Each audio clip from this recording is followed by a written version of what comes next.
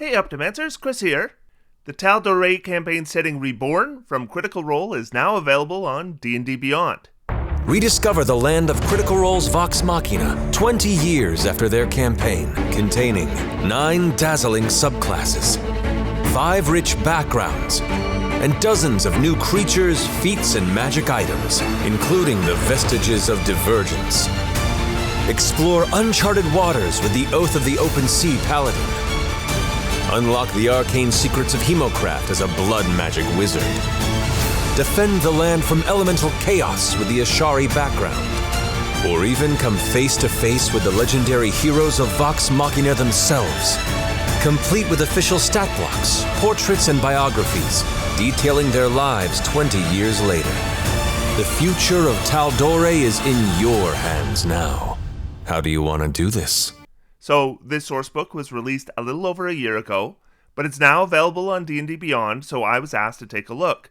Some aspects of the book have been available as, quote, unofficial material, unquote, for a while, but I've never really dived into them. So, the Critical Role team, led by Matt Mercer, wrote this book. Rather than just skim over the whole thing, I've decided to break it up into its components in regards to the mechanical character building options, which honestly is what a lot of us look at first. And for this book, we're talking about subclasses and feats. There's 9 subclasses here, which is a bit much to cover in one video, even for me. So I've decided to do 9 shorter videos dedicated to one subclass each. Then I'll do one more for the feat options. Because that is a lot of shorter videos, I'm going to be increasing my video release frequency until I get through it. In this first video, I'll discuss one of my favorite subclasses in this book. Path of the Juggernaut is a subclass available to Barbarians. And hoo boy! Well, yeah, this is pretty sweet. So, at 3rd level, we get 2 features. The first is Thunderous Blows, and it allows you to add 5 feet of force movement to any melee attack, any direction you want. No horizontal restriction like we see with the force movement of the Swarmkeeper Ranger, or pull or push only, any direction we want. And so, obviously, I would want to combine this with the Crusher feat, because then I can knock a creature 10 feet up, it will automatically fall, take some damage, and it's prone with no saving throw. When we get into huge or larger enemies, Crusher isn't going to work anymore, but this feature might, as the force movement may not be automatic anymore, but instead they're given a saving throw to avoid it. Then at level 10, you don't even need Crusher anymore, as you get 10 feet of automatic force movement in any direction. No saving throw for large size or smaller, saving throw for huge or larger. So this is a very strong feature, and a bit exploitable with the existence of the Crusher feat.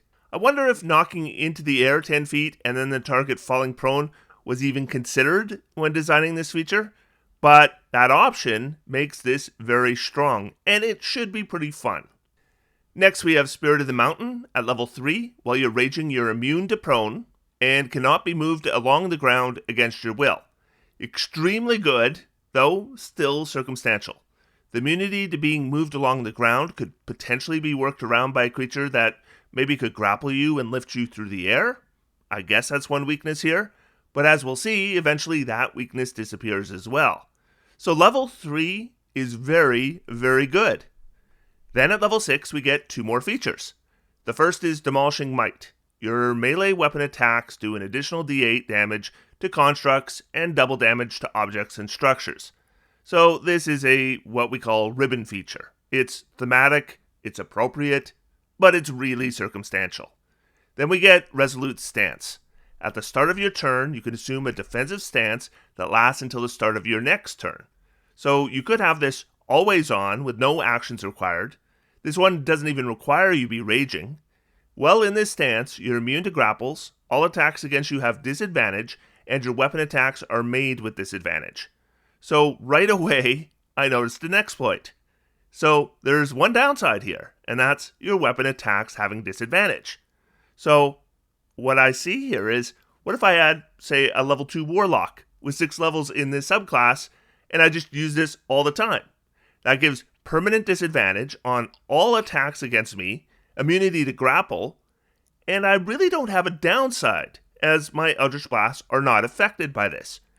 This could have been prevented by requiring the Juggernaut be raging to use this so they couldn't combine it with casting spells, or they could have changed the wording so that it imposes disadvantage on all your attacks, not specifically just weapon attacks. For a non-spellcasting barbarian, this is pretty good anyways. One place this becomes amazing is if you were suffering disadvantage anyways. Maybe you're fighting an invisible foe or something. Then you might as well use this, and then you can use Reckless Attack to cancel your disadvantage to hit, and then this to cancel their advantage to attack you. I should also note this removes the one possible way around Spirit of the Mountain, so not only can you not be pushed along the ground, but you can't even be lifted off the ground now. Really, really strong defenses. So level 6, pretty darn good. Then we get level 10, Hurricane Strike. So this allows us to use a reaction when we push a creature at least 5 feet to impose a strength saving throw or the creature's knocked prone.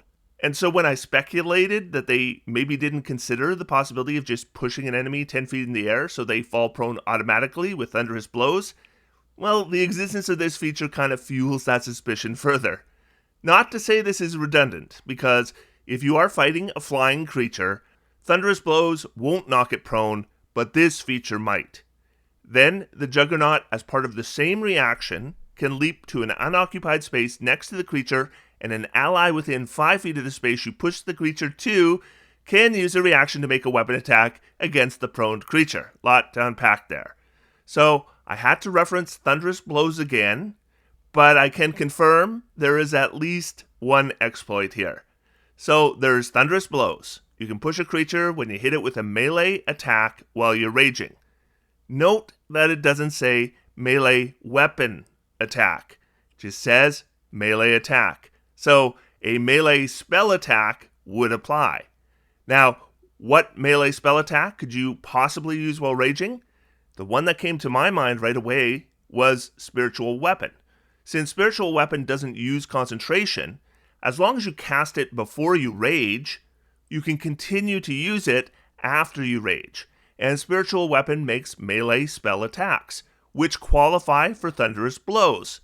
So Spiritual Weapon can be a long way from your Barbarian. It's a 60-foot range spell, plus you can move the weapon another 20 feet along with an attack on your turn as a bonus action.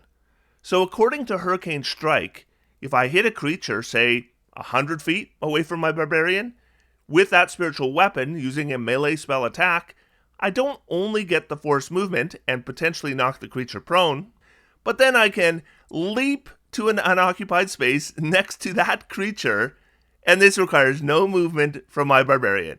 This is obviously an unintended combination, but as written, it would work. They probably should have had Path of the Juggernaut require a weapon attack, and that would have solved the issue. Now that's one possible exploit that came to mind right away, but either way, this is strong, because at minimum, you're providing a reaction attack to an ally on every one of your turns. If that ally is a rogue, you can give them a second sneak attack with advantage on every single round that an enemy fails their saving throw with this one feature. So level 10 is very good. Then at level 14, we get Unstoppable. While you're raging, your speed can't be reduced, and you're immune to frightened, paralyzed, prone, and stunned. If you aren't raging and you suffer the frightened, paralyzed, or stunned condition, you can rage anyways, even if you otherwise couldn't take that bonus action. Also, if you're prone while you rage, once you rage, I guess you're not prone anymore with no movement required because you've become immune to the prone condition. I'm not sure I understand how that works conceptually, but immune to prone is immune to prone. So this is obviously powerful. Remember, we're combining this with the immunity to grapple and force movement. This is quite a bit better than having freedom of movement. This is a great 14th level feature.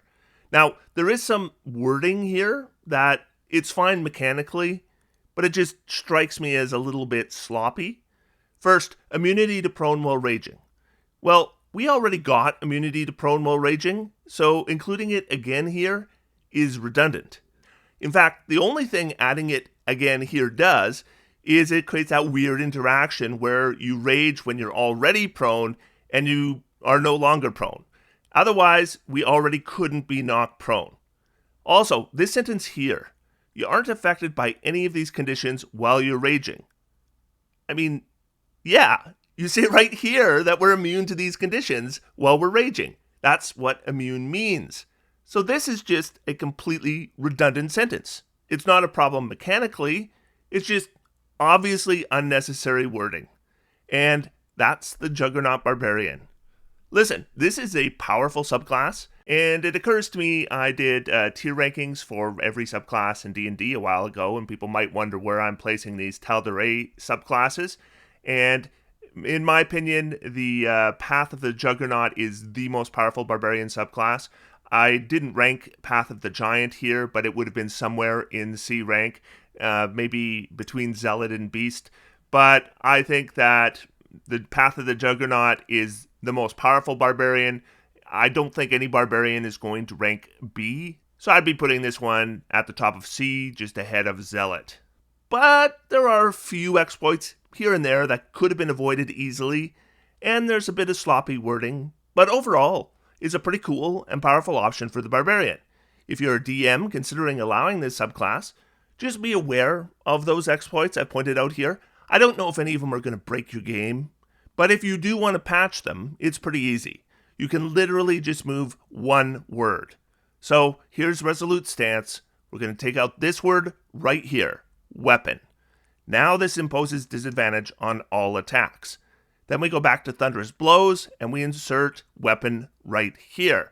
So instead of melee attack, it says melee weapon attack. And that's it. The loopholes are closed. It's a pretty easy patch. So that's our first subclass in Tal'Dorei, and in my next video I'll be covering the Bard subclass, the College of Tragedy. Hope you'll join me. Otherwise, until next time, I'm going to sit back, relax, and have some fun.